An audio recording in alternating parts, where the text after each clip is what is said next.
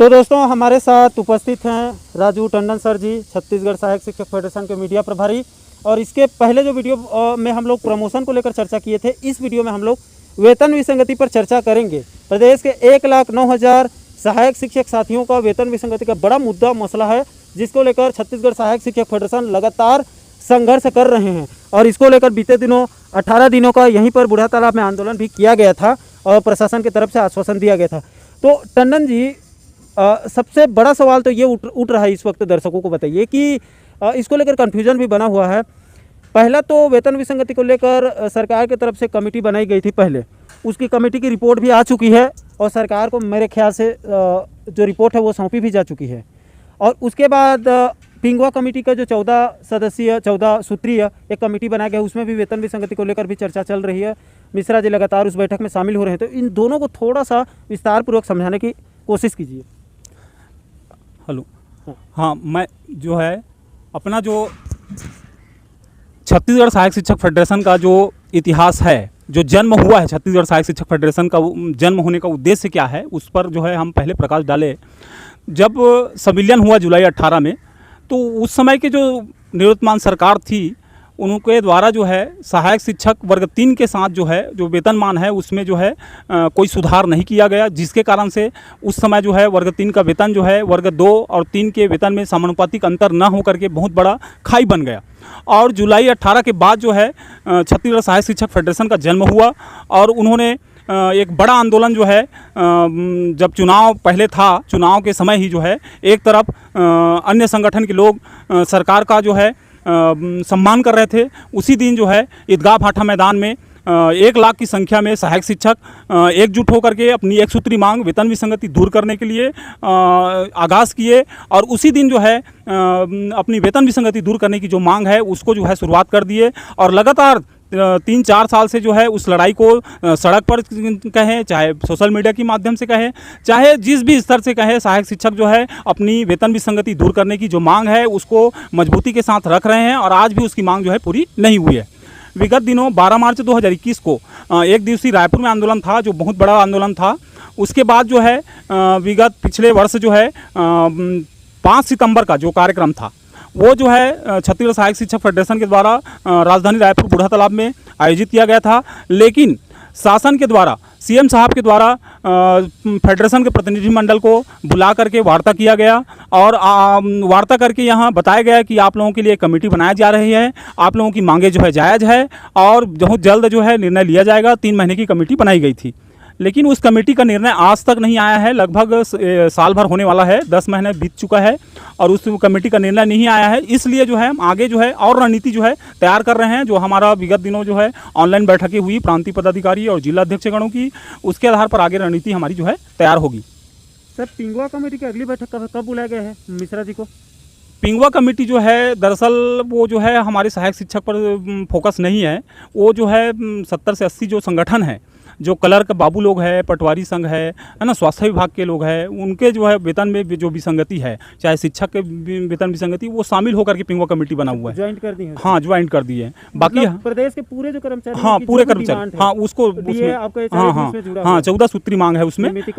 हाँ 14 सूत्री मांग है उसमें, हर वर्ग के कर्मचारियों का जो मांग है वो लगा हुआ है। यानी कि आपकी जो फोकस है सीधा जो पहले जो कमेटी बनाई गई थी अलग से आपके लिए सहायक शिक्षक, उस पर ज्यादा फोकस। हाँ, हमारा जो फोकस है वो सहायक शिक्षक के लिए 5 सितंबर 2021 में जो कमेटी बनाई गई थी, है ना, उस पर है। उसका निर्णय जो है आए, रिपोर्ट अभी तैयार हो चुका है। रिपोर्ट की बात जो है सरकार जो है हमको बता नहीं रही है, अभी अधिकारी लोग भी बता नहीं रहे हैं। सरकार जो अगर चाहे तो बहुत जल्द निर्णय ले सकते हैं, है ना। सीएम साहब जो कमेटी का निर्माण किया और 12 मार्च को जो सीएम हमारे शिक्षा मंत्री महोदय ने भी स्वीकार किया था कि वेतन विसंगति है उसको सुधार करेंगे। ये तो शुरू से जो है हमारे माननीय जो मुख्यमंत्री महोदय जुलाई 18 के पहले जब सरकार नहीं बनी थी, हाँ उस समय जो है जब सम्मेलन हुआ, उस समय की सरकार के समय, तब जो है रमन सरकार के समय, तब जो है हमारे माननीय भूपेश बघेल जी प्रदेश अध्यक्ष कांग्रेस के थे। उस समय हमारे आंदोलन में ईदगाह भाटा में आकर के बोले कि सम्मेलन के साथ में जो है वर्ग 1 और 2 को लाभ हुआ है, वर्ग 3 के साथ धोखा हुआ है। और उसका हमारा पेपर कटिंग जो है हमारे पास है, उसको हम बार बार उसी को मांग करते हैं कि आपके द्वारा किया गया वादा पूरा करें और वेतन विसंगति दूर किया जाए। टंडन सर, आखिरी सवाल है कि अगर कमेटी की जो रिपोर्ट है वो सरकार को सौंप दी जाती है और चुनाव के पहले क्योंकि आने वाले सत्र में चुनाव है, उसकी तैयारी भी 23 लगते ही शुरू हो जाएगी। तो उसके बाद फिर आचार संहिता लगेगा। तो आप मानकर चलिए कि सरकार के पास भी और आप लोगों के पास भी मुश्किल से 7-8 महीने का वक्त बचा है।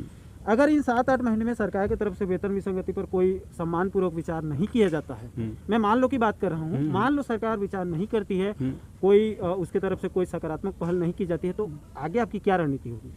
उसी को ना मैं अभी जो बताया कि अब विगत दिनों हमारा जो है छत्तीसगढ़ सहायक शिक्षक फेडरेशन का जो अपन कोर कमेटी है, प्रांतीय पदाधिकारीगण, जिला अध्यक्षगणों का ऑनलाइन बैठक हुआ था और मनीष मिश्रा जी आए थे। उस दिन जो है अपन कलेक्टर गार्डन में भी बैठे थे, जिस दिन पिंगुआ कमेटी की बैठक थी, और वहाँ पर चर्चा हुआ और मीडिया के माध्यम से मनीष मिश्रा जी बताया कि आगे तक हमारी मांगे अगर पूरी नहीं किया जाता है तो 20 अगस्त को, है ना, अगस्त जो महीने हैं उसमें 20 अगस्त को अगस्त क्रांति का ऐलान करेंगे, जिसमें समस्त जिला कलेक्टरों को, है ना, अपने अपने जिले में जो है अपने जो हमारे साथी है, जिला अध्यक्षगण है, पदाधिकारी है और सहायक शिक्षक साथी है, वो कलेक्टरों को जो है सीएम साहब के नाम जो है ज्ञापन सौंपेंगे, है ना। हमारी मांगों को याद दिलाएंगे कि वेतन विसंगति का जो वादा आपने किया था उसको जल्द पूरा करें, और उसके बाद भी हमारी मांगों को अनदेखी किया जाता है, अगर सरकार द्वारा जो है जल्द निर्णय नहीं लिया जाता है, तो विगत जो पिछले साल हमारा जो 5 सितंबर को कमेटी गठन किया गया था, उसी दिन जो आपको मैं ये बताना भूल गया कि जो हम लोग जो है गर्मी में जो अभी सीएम साहब जो है पूरा सरगुजा संभाग से लेकर बस्तर संभाग में भेंट मुलाकात का जो कार्यक्रम शुरू किया, तो शुरू दिन ही जिस दिन शुरू किया बलरामपुर में, है ना, वहाँ जो है हमारे मनीष मिश्रा जो प्रदेश अध्यक्ष है छत्तीसगढ़ सहायक शिक्षक फेडरेशन के, वो जो है वहाँ जा करके हमारी मांगों के संबंध में पहला ज्ञापन दिया। हाँ, वो भी पहला आंदोलन था हमारा, वादानुभाव स्मरण आंदोलन। हाँ, वादानुभाव स्मरण आंदोलन, हाँ, भाग 1 था।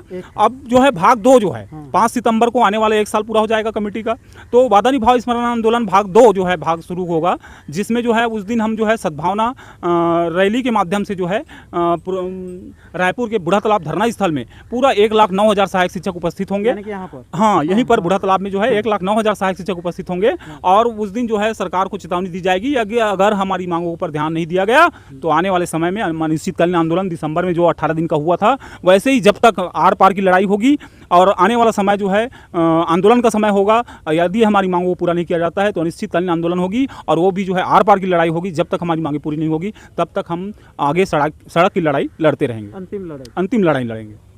तो यह है दोस्तों हमारे साथ छत्तीसगढ़ सहायक शिक्षक फेडरेशन के मीडिया प्रभारी राजू टंडन साहब।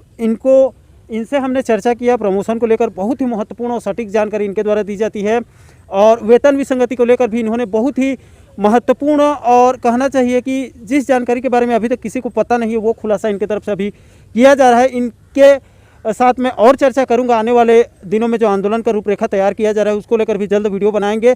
लेकिन इन्होंने बड़ी बात कही है, बड़ा खुलासा किया है यहाँ पर हमारे चैनल पर चर्चा के माध्यम से कि आने वाले दिनों में सितंबर में और एक बड़ा आंदोलन हो सकता है। उसके बाद भी सरकार अगर नहीं मानती है वेतन विसंगति पर, तो उसके बाद फिर आर पार की लड़ाई सड़क पर होगी। ये सीधे चेतावनी फेडरेशन की तरफ से दी जा रही है। तो राजू टंडन जी, आपका बहुत बहुत धन्यवाद समय देने के लिए, हमारे दर्शकों को बताने के लिए प्रमोशन और वेतन विसंगति के मुद्दे पर बहुत बहुत धन्यवाद सर आपका। धन्यवाद साहू जी। तो दोस्तों, वेतन विसंगति, प्रमोशन, डीएचआरए जैसे महत्वपूर्ण मुद्दों और मसलों पर हमारे साथ पल पल के अपडेट को समझने के लिए, जानने के लिए हमारे चैनल के साथ आप जुड़े रहिए और चैनल को सब्सक्राइब भी कर लीजिए, ताकि हमारे द्वारा जब भी नया वीडियो बनाया जाए, जब भी नया वीडियो अपलोड किया जाए तो आप लोगों तक नोटिफिकेशन उसका तुरंत पहुंच सके। दोस्तों, इस वीडियो में फिलहाल इतना ही। मैं लोकेश साहू सीधे राजधानी रायपुर बूढ़ा तालाब से आपके लिए उपस्थित हूँ। धन्यवाद। जय